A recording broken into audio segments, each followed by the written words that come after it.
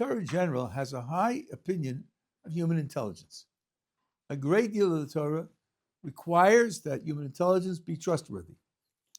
Trustworthy doesn't mean perfect. Trustworthy doesn't mean infallible, but generally correct, generally reliable. And this is in many different areas of learning halacha and applying halacha. One area is in understanding what the Torah tells us about the Kodesh Baruch Hu. The Tanakh, 1,000 pages of Tanakh, is filled with descriptions of the Kodesh Baruch Hu, whatever level they're on, whatever status they have. But just making sense out of the words and the concepts itself is a logical exercise. And if you apply your logic, you can see that there's subtlety there, there's depth there, and the Torah obviously presupposed that we would be able to apply this analysis to get to something reasonable rather than be lost in the dark. And today I'm going to apply that to the idea of omnipotence. In English, based on, I guess, Greek, omni means all, and potence means power. Sometimes called all-powerful in English. In Hebrew, sometimes it's described as kol yachol, which means all can. Yachol means can. And sometimes people, they paraphrase it as can do anything. Let's see if these descriptions make sense, and if they don't, why they don't make sense, and where we could draw the line. And by the by, we'll attack a separate problem of how logic works. So let's try, he could do anything. Could do anything. That seems to be required because imagine there's something he can't do. Well, then it seems like he lacks the power to do it. And if he lacks the power to do it, then he can't be perfect. He can't be complete. He's lacking something that otherwise would make him stronger and more complete. That's the way it seems intuitively. But let me try a couple of examples. Can God learn something new? No. Let's be careful now. Learn something new is an ability that's a real ability.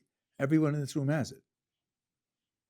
So if you're going to say, as you said quickly, he can't do it, then there's really something real that he cannot do. Still, that sounds like he's right, no? I mean, could you imagine God learning something new? What would it mean if God learned something new? That beforehand he didn't know it. That wouldn't be good either, would it? Not exactly. It's contradicting something outside of itself. Oxymoron contradicts itself, but it is definitely a problem. In a similar vein, could God improve? Well, if God is perfection, the definition of perfection is that it cannot be improved upon. Perfect means than which there is no better. So he can't improve. Well then, maybe it seems that saying that God can do everything is a little superficial. Let's try to diagnose this. What's wrong with thinking that God can learn something new or God could improve? What's wrong with that? Why are we so obviously convinced that those are things that we want to reject? Because if he could, what conclusion would you draw? If he could learn something new or he could improve, what would that mean? That he isn't perfect.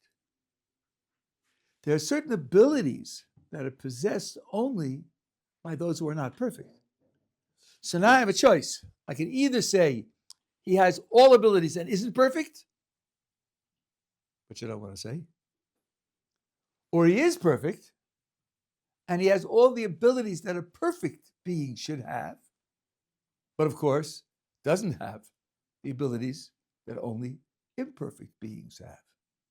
And that seems to be the right choice. So we're not going to say blanket, he can do everything. He can do all the things that a perfect being ought to be able to do. Yeah.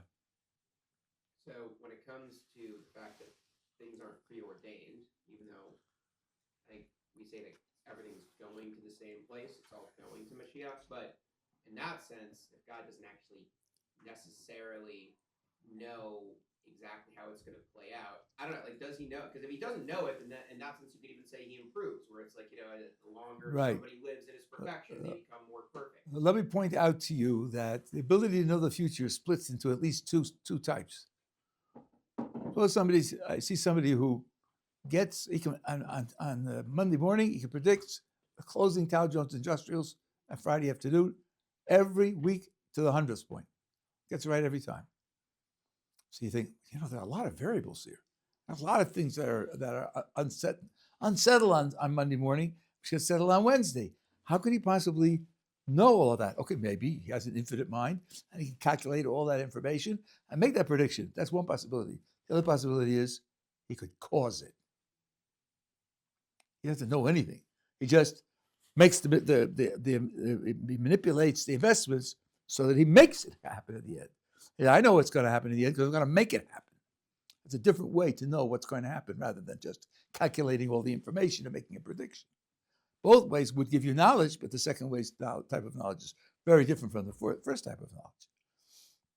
So if he's making it happen, and then he knows of himself what he is going to do, then he has the knowledge and there's no lack whatsoever. Okay, so now let me now raise a parallel problem. It's not the same problem, but a parallel problem. What would you think about cases like this? God has challenged me to a game of chess. Since he's a much better player than I am, he's giving me an advantage. He's playing with only his king.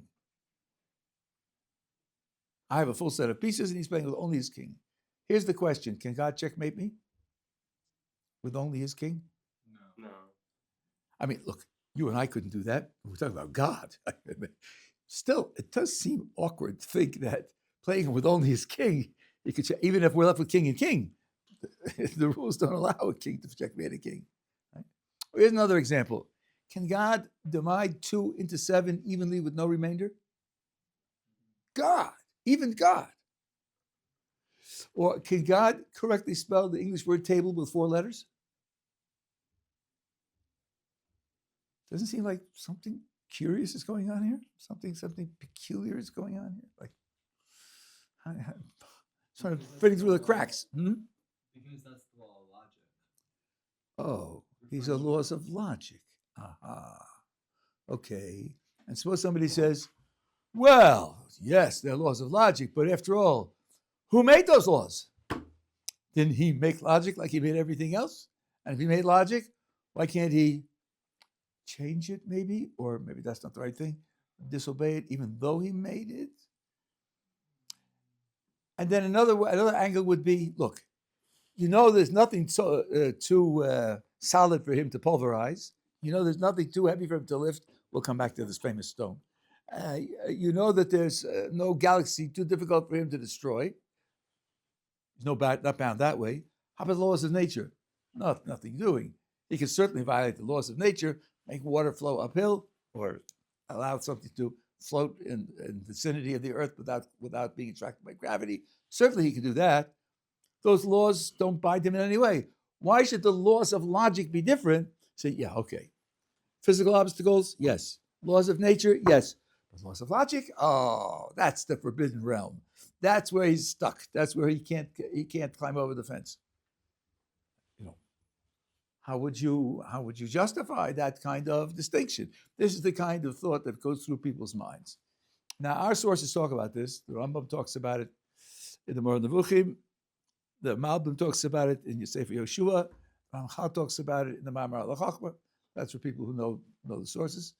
And they all agree that if something is a contradiction, then we don't say that God can do it. They agree to that. The Rambam's description is pretty detailed. I don't understand it at all. He says the impossible has a nature of its own, and therefore God isn't described as doing what is impossible. And it's no lack of his power that he's so described, because the impossible has a nature of its own. I don't understand what those words mean. I've even asked people who know the Arabic, and they can't explain it to me any better than that. So I'm just telling you that's the outcome that everybody agrees upon. I have another way of explaining it on the basis of certain trends in modern philosophy, and I think it's understandable. I think it justifies the point. I can't claim it's what the Rambam and the others mean because I don't understand what they mean. But here's the idea. We are talking language to discuss knowing God, knowing things about God, and how to describe God. Well, if we're going to have a conversation, one responsibility each one of us has is to speak in a way that makes sense. If we have to say something that has no sense, then it's not part of a discussion. It's just babble, just sound, just noise. So now, let me give you an example. This is close to one of the Rambam's actual examples. Let's say you're on the way to the mall, and a friend calls you up and says, "You're going to the mall?" "Yes." "Could you do me a favor and pick up something for me?" "Yeah." "How much would it cost?" $25. "Oh, I got $25. What do you need?" And he says, "Please pick up for me a square circle." What would you do? What would you say? How would you respond? I think what you would say is, "What? What do you want? You want a square circle?" I'm sorry, I don't get it. I mean, I know what a square is, I know what a circle is. When you put square and circle together, nothing lights up on the inner screen. It's just blank. Square, circle? I don't know what to do with that. Can you explain yourself in some other way to make me understand? I'd love to help you. But if all I have to go on is square, circle, that doesn't give me any directions as to what to do. Should I get it in the grocery or in the hobby store, or the bicycle store? I mean, where should I go for a square circle? Bank? Some of the contracts sound like square circles, but okay. I think that's a symptom of the idea that when you speak in contradictions, you don't make sense. You don't make sense. And if you're not making sense, if someone asks, "Can God make a square circle?" it's somewhat like asking, "Can God blah?" Now listen, you're religious, aren't you? So you have to say yes, because you can't have any limitations on God at all. So you have to agree that God can blah. No, I don't, because God can blah isn't a sentence and it has no meaning. I don't agree to sounds. When a cow moves, I don't have to agree. And you're just mooing. Of course, I'm not going to say he can't make blah or can. Neither of them is right, because neither of them can make sense. Neither of them says anything. The first responsibility that the person has, if he's raising a question about God's abilities, is to make sense in the question that he asks. And if it doesn't make sense, it doesn't deserve an answer, yes or no. So now the idea is that contradictions don't make sense. Since contradictions don't make sense, we are not required to say that God can make a square circle. But of course, refusing to say he can doesn't mean we will say he can't. It means we refuse to say. We refuse to say one, we refuse to say the other one. We just won't take a position because there's nothing there to take a position on. Yeah. Do we need to feel forced to say this? Because what seems to be a logical contradiction to us doesn't necessarily need to be a logical contradiction to God at all. It could be that all these things are true. It could be that God could checkmate us with just a king. And the fact that, but if we consider human logic to be limited, then it doesn't even matter that seems to violate every single possible rule. That makes no difference in the eyes of God. Okay, so now your words can be taken in at least two different ways. Let me try one and see if you're satisfied. If not, we'll try the other one. One is, yes, we are fallible. Yes, we could think something's a contradiction and be mistaken.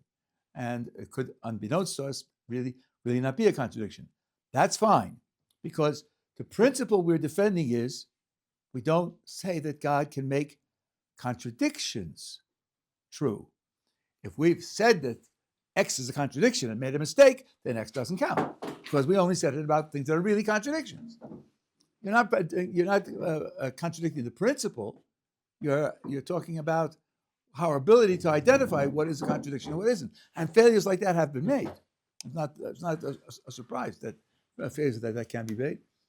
Failures like that definitely can be made. And yet, but the principle is when it really is a contradiction, right? When we're right in thinking that it's a contradiction. What's even compelling us to say God can't make contradictions? Maybe he can. So the question is this, let's go back to blah. Who says we have to deny that God can blah? Maybe he can blah. Why call it blah? Why not? Would you exclude blah? And if you would exclude blah, why would you exclude it? Because blah isn't a word, it has no meaning, and the words can God blah don't form a sentence and they don't ask a question. One second, let's see if we agree on that, right? Can God blah isn't a question because the sound blah isn't a word, and therefore you haven't got a sentence. Okay. So now anything else that would deny The string of words, a sense, is equally not a candidate for judgment because it doesn't say anything.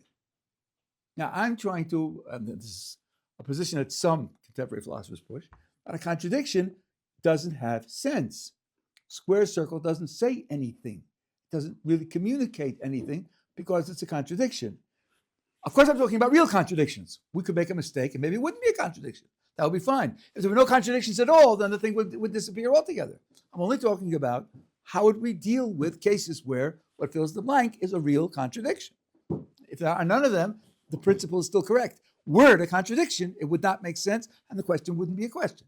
That's the principle that I'm dealing with. So if that's all that you mean to point out, that people could make mistaken about what is a contradiction, what isn't a contradiction, I agree, but it doesn't touch the point at issue. The point at issue is when it is a real contradiction, then can God do so is nonsense. Yeah, but I just think that's something that we feel compelled to say. But the truth of the matter is, human abstraction doesn't have it. Human abstraction creates these contradictions, but godly abstraction would be like square circle. So why are you so hesitating at blah?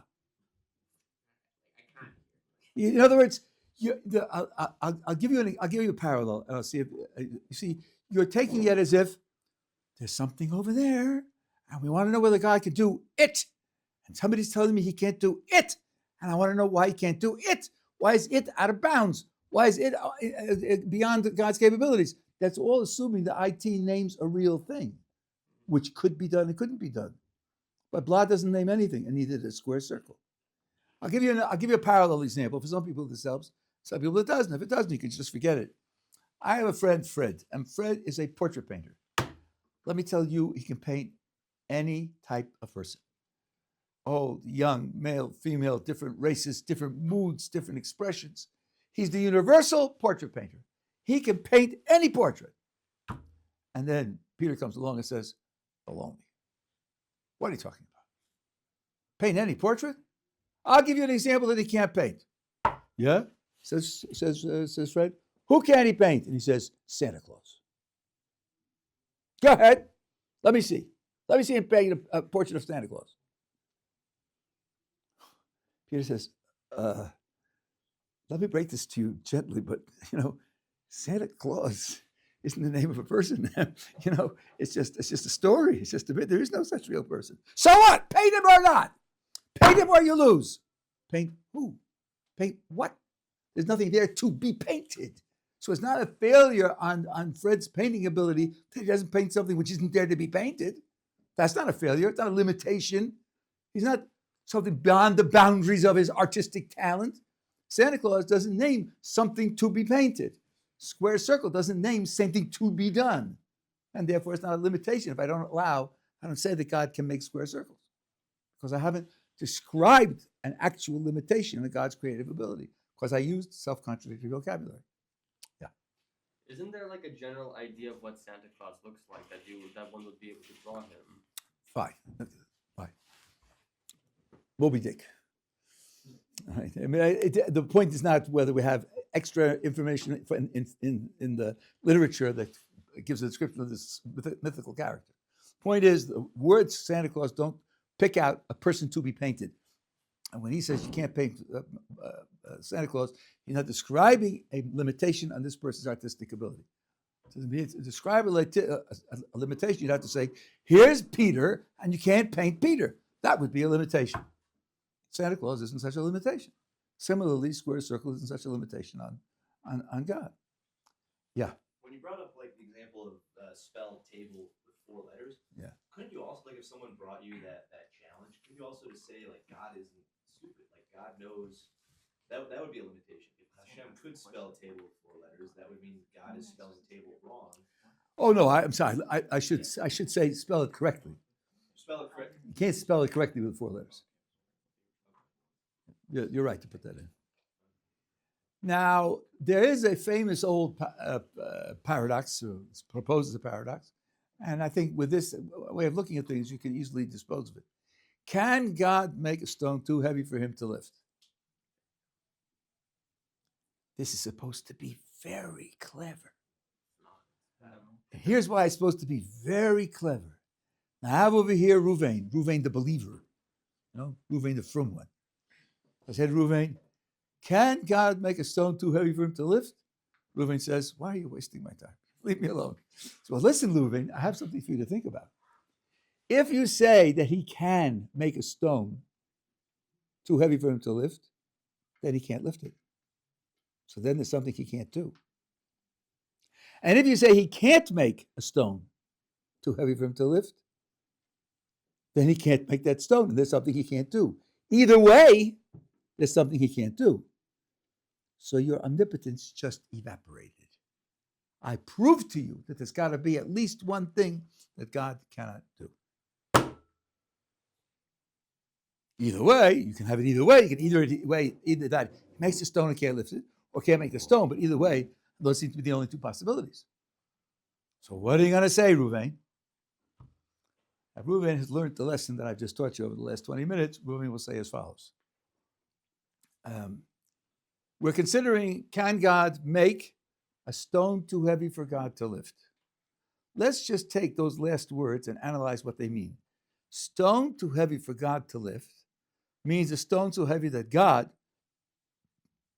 who's omnipotent, all-powerful, can't lift it. Stone so heavy that God, who could lift any stone, can't lift it. Stone so heavy that God can lift it and can't lift it. That's a contradiction. So, Reuven says back, you used square circle in your example, you used the contradiction in your example, and therefore you haven't asked the question. I don't owe you an answer. I'm not going to say that he can make such a stone. I'm not going to say that he can't make such a stone, because the whole question is meaningless. The critic here is assuming that you have to answer yes or no, and I got you trapped either way. And the response is, no, I don't have to answer yes or no, because the string of words that you have put together isn't a meaningful string of words. Now, to this, the clever person who spent 6 months studying beginning philosophy says, aren't you begging the question? That's supposed to be bad. Aren't you begging the question? We're discussing God's omnipotence. That's a subject that's under discussion. We have an example to challenge God's omnipotence. And you defeat it by starting off with stone too heavy for God to lift. And your next move is stone too heavy for God, who is omnipotent, to lift. Aren't you sneaking in the conclusion that you need to prove just by assuming that God's omnipotent? What gives you the right to use God's omnipotence in your answer to a critic who's trying to show you that God isn't omnipotent? Isn't that begging the question? That's a clever question. It's clever, but it's wrong. It's dead wrong. And the reason it's dead wrong is because he's misunderstood the dialectic. I said it, but I didn't emphasize it, and I'll say it again. The dialectic starts like this. Reuven is a believer. He has on one of those funny hats, which I usually wear, but mine's being cleaned at the moment. And the critic says to him, you believe, Reuven? Yes, sir, I definitely believe. You believe that God is omnipotent? Yes, I do. Well, here, I'm going to trap you. I'm going to trap you with your belief in omnipotence, together with your assumption that he's omnipotent. I'm going to trap you into a contradiction. So the critic is saying to Reuven, you can start out with your assumption. Take it. I'll give it to you free. I'll show you that it won't get you anywhere. Because even with your assumption, I can crush you. I can show you that I can contradict you with your assumption. The critic is allowing Reuven the assumption. And again, to go through the argument, you say he's omnipotent. All right. Can he make a stone too heavy for him to lift? If you say yes, then you say that he can't lift it. If you say no, then he can't make it. So your assumption that he's omnipotent fails because I've contradicted it with a proof. So the whole dialectic is Reuven is allowed to use his assumption. And the critic says, even with your assumption, I'll refute you. I'll show you that your assumption itself is subject to a contradiction. And now Reuven responds, you're making a mistake. Thank you for letting me use my assumption. I appreciate the largesse, the fact that you're not depriving me of that. But here's how I'm going to use it. Since God is omnipotent, so when you describe rock too heavy for God to lift, your words turn out to be self-contradictory, and therefore you haven't asked the question, and therefore I'm not going to answer yes or no, and therefore your proof fails. So Reuven can defend his assumption of God's omnipotence against this attack. Reuven's not proving that God is omnipotent. That wasn't the question. The question was whether the critic could refute it, whether the critic could prove that it's wrong. That was the question. The answer is no, he cannot prove that it's wrong. Is there a way to ask the question without allowing the assumption? I mean, you can ask the question, but then it's free for a person to say, if I assume this, then I have an answer. If I don't, I don't, and we haven't decided whether to assume it or not. We're back where we started from. Rabbi, the question sounds like, can an unlimited being make a limited thing that he cannot act upon, right? And that in itself seems like kind of like a contradiction. Like if the thing that he makes is limited, then of course, if he's unlimited, he can do whatever he wants with it. But if he is unlimited and all-encompassing, there can't be another unlimited, all-encompassing thing aside from him. So the question is sort of like a non-question to me, almost. Almost. I think that what you're saying is probably a good. It's a much simpler way to work on. No Jewish source says that God is unlimited, and there's a good reason for that. If unlimited means you can't deny any description of him, unlimited would mean he isn't X. He's lots and lots and lots of things, but he isn't that. Well, if he isn't that, then he's limited because he's not that. So the way it comes out practically is pick any description you like. It's got to be true, because if you tell me it's not true, then there's something he doesn't have, and that would be a limitation. Okay. That's the intuitive idea, right? Okay, now I'm glad you're sitting down. Let's try this one. How about the description of being limited? Does this being unlimited require that we accept the description of being limited? Because we can't deny any descriptions at all? That would mean that to be unlimited would mean also to be limited, and then you'd have a contradiction right off the bat. Unlimited in that sense contradicts itself right off the bat. And that's why I don't know of any place where it talks about unlimited. Infinite is not the same as unlimited. Infinite is not the same as, at least in some uses of the word infinite. Yeah. How many whole numbers are there? An infinite amount, but I hope it's not a surprise. It's more than 62. Right? There's an unlimited number of whole numbers, right? The whole numbers form an infinite set, but there are no fractions there. All the fractions are excluded. So something can be infinite and yet limited by having other things outside. Infinite doesn't mean automatically unlimited. And certainly doesn't mean unlimited in this sense. So the idea of even starting off with the thought that God must be unlimited is just a non-starter, because it ends up contradicting itself right away. okay, so let's replace the words unlimited and limited with infinite and I don't know, not finite? Yeah, finite. Finite. Well, but then infinite, if infinite just means in some dimension or other unending, there are lots of infinite things. Time is infinite. According to our picture of the world, time will never end. So it's infinite. I mean, yeah, but some infinities are greater than others, no? Correct. You have uncountable infinities. Gary Cantor created transfinite mathematics. I used to teach it for a living. But so what? The question was, what's that got to do with God? The fact that you're infinite doesn't mean that you are all-encompassing. As I told you, the whole numbers leave out the fractions. They don't encompass the fractions.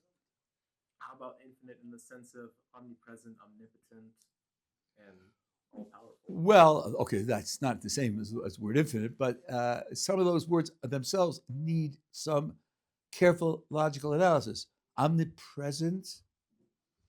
Is God present in the table?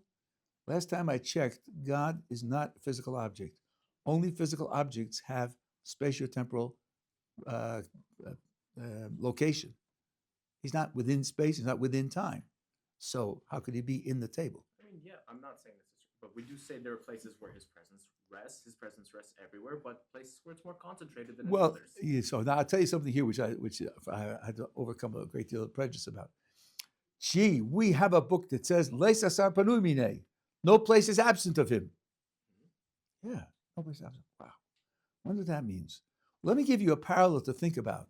Isn't there a book that says that God has eyes and ears and a head and feet? Of course, the Tanakh says it many times. Yeah, thank you. Good. But you start off with a book that says it, and you say, well, okay. Doesn't really mean it the way we understand it. Doesn't mean that he has an eyeball with a lens, and a retina, and so forth and so on. It's a metaphor for something else. Good, that's right. That's right. But don't stop there.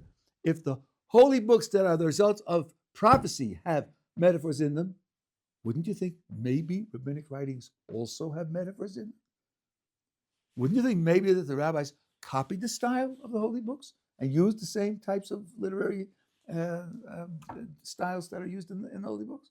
And they certainly do. So leisa saparui mine doesn't mean like every square has been painted on. And the one way to explain it, how and others explain it, is there's no thing that exists without his will to give it its existence. No place is absence of his effect on it. No place is absent of his action on it. But not that he physically is there. He's not physical. He couldn't be physically there. Okay, but he's the first cause, right? Like Okay, but so what? So what is the first cause? I mean, these are all, whatever first cause means. That's a tremendous mistake. Aristotle's use of first cause isn't first in time at all. It's a final cause, not an efficient cause. That's another problem. Somebody else, you got to no? Okay. So it sounds like pretty much like the whole the classic trope that everyone uses, like omnipotent, omnipresent, and omniscient, is kind of like a very elementary, almost misunderstanding of Hashem, because it's everything we can use to describe him in Judaism is a metaphor in a way, or it's not a complete understanding. So okay, but there are better and worse metaphors. There are metaphors which clearly contradict the subject at hand, and other metaphors which don't encompass everything and aren't perfectly precise, but don't clearly contradict the subject at hand. That's why I started from that the Torah requires logical analysis on many different levels, in many different ways, and it takes it for granted that our logic is something which we could generally trust. And here's an example of it. It says omnipotent, but it expects you to think about it, not just mouth it and understand it like a 6-year-old, but to think about it. The minute you understand that he can't learn something new or can't improve, then you think, wow. And there's some depth here that has to be analyzed, some care that has to be taken.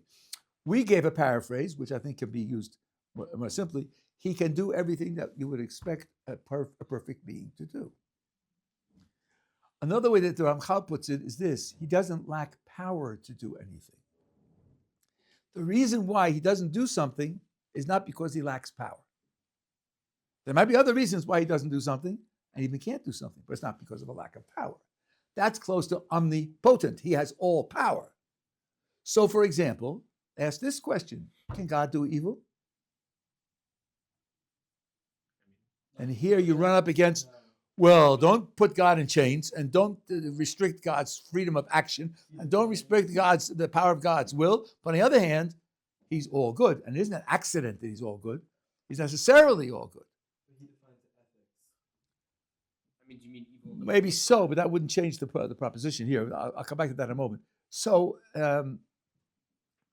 the way Ramchal puts it in the Das Sunas, he doesn't like the power to do evil.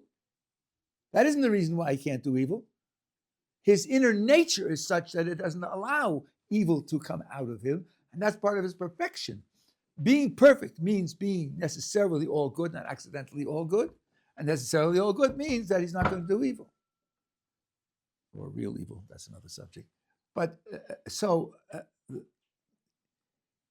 the omnipotence now would mean he has no limitations on his power.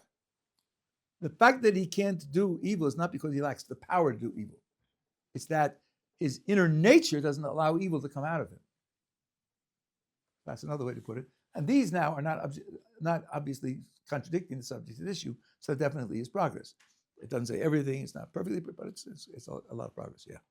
So, two-part question. Can God experience feelings? Or in this case, does he have the ability to even, pick up something in the sense that we know it? Ability to pick up something? I'm does he have the ability to experience feelings in the way that humans might be able to experience feelings? He said that he can do anything in that sense. Okay, but that sounds not like doing something. That sounds like being something. So can he be a human? So our understanding is that certainly not. And the description of feelings is something which is not to be taken literally. Maimonides says this in the Guide, Part 1, Chapter 54. The Ramchal says this In many of his writings, the Kabbalists agree to this all across the board. What we get, what we describe vis-a-vis Kodesh Baruch Hu, is certain projections that he projects for us to deal with, but they aren't descriptions of him himself. And usually the projections are described as actions. We can describe his actions, what he does, and not what he is. That's beyond all understanding, beyond all description. So like you brought up the argument like, can God make a rock that's heavier than he can actually like hold or pick up? But if he physically doesn't have the capacity to do that, because he's God, then he doesn't exist in physical realm. If that makes any sense. So like we can't understand the omnipresence, omnipotent ability that he has in that sense. Well, okay, you're taking it in a direction that I didn't take it. I'm not saying that it's wrong. I wasn't talking about the fact that the barrier between him and the physical. I was talking about the fact that the description is a square circle description. It doesn't apply. But we understand that Kodesh Baruch Hu created the whole universe. That's definitely a relationship to the physical. And I believe, although I haven't seen this anywhere, but I believe that when you talk about things that happen in the world, which are described as his actions, you're also talking about creation. It's the same same process of creation that applies when the sea splits and the sun stands still and all the rest. Maimonides in the guide says no one can understand how God, from what we understand of him, creates the world. And the Ramchal, as the Kabbalah says, exactly the same thing. Nowhere is there a description of how he creates the world. All we get in all of our discussion of the world, the whole of the Kabbalah, is a parallelism between the divine picture of what the world should be and how it should develop, from the point of view of describing divinity, and the world as we have it, its nature and its operation and its development, and the parallelism between the two, which parts of this are responsible, which parts of that. But what makes the bridge, we have no clue. We have no clue about. So that's the limit of that we're able to understand. But what we get from the divine side is a description of actions, and not description of the agent who's performing the actions. Yeah. I'll try to get what I could from it. I was listening to a podcast from an analytic philosopher, one of those, and he was saying how usually when they think of rationality, it's a purely individualistic endeavor. And even with you, like, let's say someone has a question, you would trust another person, it would be like, this guy gave me reason to trust him. He said maybe there's a different way to look at it, that like I'm a part of a people, let's say a Jewish people, and let's say they had proof to believe in God, and I could like borrow from that proof, and he even goes so far as to say that's what he thinks Rabbi Dovid was making in the Kuzari argument. Well, first of all, I don't know anybody who thinks that rationality is individualistic. Hillary Putnam argument against that 50 years ago. Maybe the fellow hasn't read Hillary Putnam. For example, you've heard of an oak tree. You know, there are oak trees and maple trees and birch trees and so forth and so on, right? Define it. Tell me what an oak tree is that makes it different from all other trees. Well, you can't define it, but you know who does, and you know how to find out, and that's good enough. You're part of the same society in which the knowledge exists in one place, and that's enough to justify your use of the word, even though you personally don't have it. That's called social rationality. That's pragmatic. Pragmatic is too loose a word to do any use. I can't look at everything, so I have Right. to trust some people in certain things. But that's like Okay, but I'm just saying the idea of a socially distributed rationality is not a revolutionary idea. It's an old idea. It's an idea that's reasonably well accepted. There's some question of how far it goes, but even the use of the language requires that you be in a network of other people who are doing that. And now, to a certain extent, I think that what he's saying about the revelation is correct, to a certain extent, because we didn't experience it. And there's definitely a difference between someone who experiences it and someone who doesn't experience it. Indeed, let's think of the Dor HaMidbar. They were there for 40 years after experiencing Sinai. Atheism wasn't an option for them. Just as if you don't have the option of being an atheist about tables. There really aren't any tables. I know you think, but these are all illusions. These are all hallucinations. You don't have that option. You can't take that seriously. Your experience doesn't allow you to take it seriously. Having stood at Sinai doesn't allow you to take seriously the idea that the world is purely natural and has no guide. It just doesn't allow that. Later generations had that option. So there's definitely a difference between their knowledge and our knowledge. The question is whether the tradition enables us to have enough reason to accept the knowledge that they had on the basis of the description of their experiences. I wrote a book about this. It's called Reason to Believe, and it's just been reprinted. I think, of course, I can't verify all the ins and outs of his definitions. I don't know if I would agree with them or not. But I think the general idea that he's talking about is definitely a general idea. I mean, when you read a contemporary account of a historical experience, you weren't there, you have the book. So you're using the author of the book to inform you as to what happened. And it's only through that book that you get connected to the event that took place. I think that's inescapable. Knowledge is social in that way. Yeah. So I was actually reading your book, I think I'm already on chapter 4 there, and you're talking a lot about how the evidence has to be selective. Yeah. And I'm sure it's explained a bit more, but I'm missing why, the whole argument of selective evidence is best over everything else. Okay, let's suppose you're discussing with somebody whether a certain idea is true or false. Almost always, you're in the situation where you have a few alternatives. The person says it's false because this alternative is true. So you're really comparing alternatives. Now you want to make progress in your discussion in the comparison of alternatives. So you look for evidence. What kind of evidence will be helpful to you in making progress when you have a competition between alternatives? This is what's called a crucial experiment in science. Let's suppose you have two theories. One theory says, when you cook this stuff, it turns orange. And the other theory says, when you cook this stuff, it turns orange. Okay. Now you cook the stuff, and it turns orange. So where are you now? Well, they both predicted it, and it came true, so you're not any further ahead than you were before, right? If one says, when you cook it, it'll turn orange, and the other says, when you turn it, it'll cook blue, oh, that's a good experiment. Because then at least one will be in trouble. I don't say to be refuted. That's much too grandiose. But at least one will be in trouble. Maybe it'll turn brown and both of them will be in trouble. But at least one will be in trouble. So that's a worthwhile experiment to do.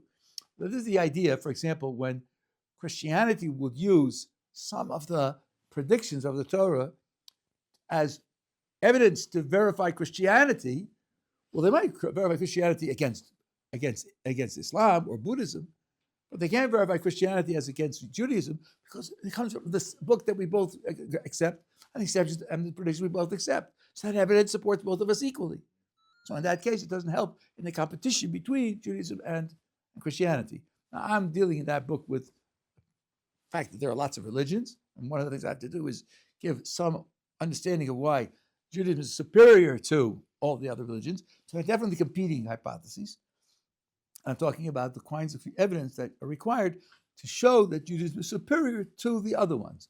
It has to be something which Judaism would predict, and the other ones would either predict that it's false or give very low probability to.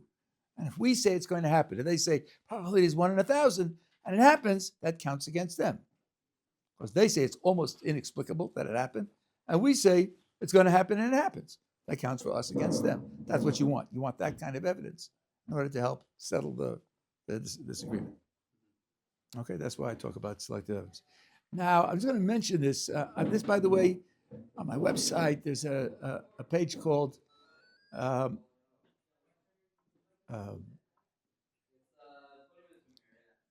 Omnipotence and Evil, Part 1. There's a usefulness for this entire dialectic, and that is when you talk about the problem of evil, why is there evil in the world? And one answer that's given is, well, evils sometimes lead to good. And indeed, sometimes evils are required to get to the good. So, for example, I grew up in an era when children were vaccinated against various diseases with big, fat, very painful needles. Now they have needles so thin you can't even know when they went in and what came out. It was very painful. And when your father said to you, "Come, it's time to go to the doctor," that's when you started to shake. Oh no, another one of those. Right? So now, when the doctor performs the inoculation, should we say, well, this doctor's a kind of equivocal guy. On the one hand, he immunized the child against the disease. That's definitely good. But he hurt the child. That's bad. And somebody says, what do you mean it's bad? He got immunized. Well, he did, but look, next year when they invent a pill, you don't expect the doctor to use the needle, do you? No, hurting him is bad. It's just that in those conditions, you couldn't get the good without the bad. Fine. So therefore, the doctor isn't bad as a person when he does something bad, just because it was necessary for something good. And the response to that is, you're talking about a human being. A human being has limitations. Lots of things that he can't do. So, but you can't just use that to justify God's tolerance of evil. How could you say that God needed this evil in order to get to that end? He's omnipotent. Remember that? So why can't he just get to the end without the means? That's a fair question. And the deep answer, as Ramchal really hints at in the Derech Hashem, is that when you describe getting to this good end without this evil, that description is going to be square circle. There'll be a contradiction in that description. And therefore you can't ask the question. This is the logic, I believe, of part of chapter 2 of The Way of God. You can read it there in his terminology. So that this whole dialectic can be very useful to push off an otherwise pressing objection. Yeah. That evil wouldn't have been done, it wouldn't have been as good as possible. Or is that too hard to stretch? God, look, maybe you're pointing out something which I didn't say, but has to be put in. I'm saying is this is a description of the good that God wants to do. He creates the world in order to create a certain good. And in the process of creating that good, evil is created. And the critic says, why can't God just get to that good without using this evil? He's all powerful. Let him just skip over the evil means and go straight to the end, which is the good. And the answer is, if you analyze this good that God wants to create, analyze this evil that he created, you'll see that the idea of having the good without the evil is a contradiction like square circle. Contradiction in terms.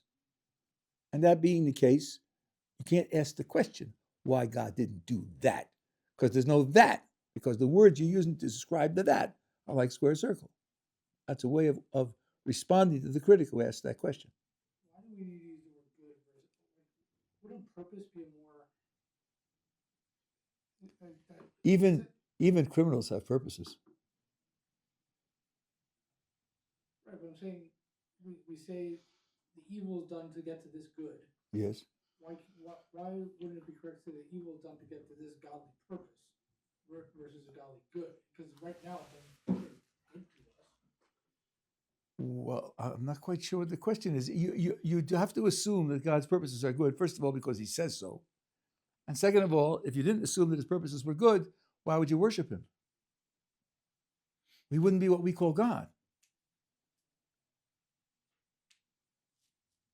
Ta'amuru kitov Hashem.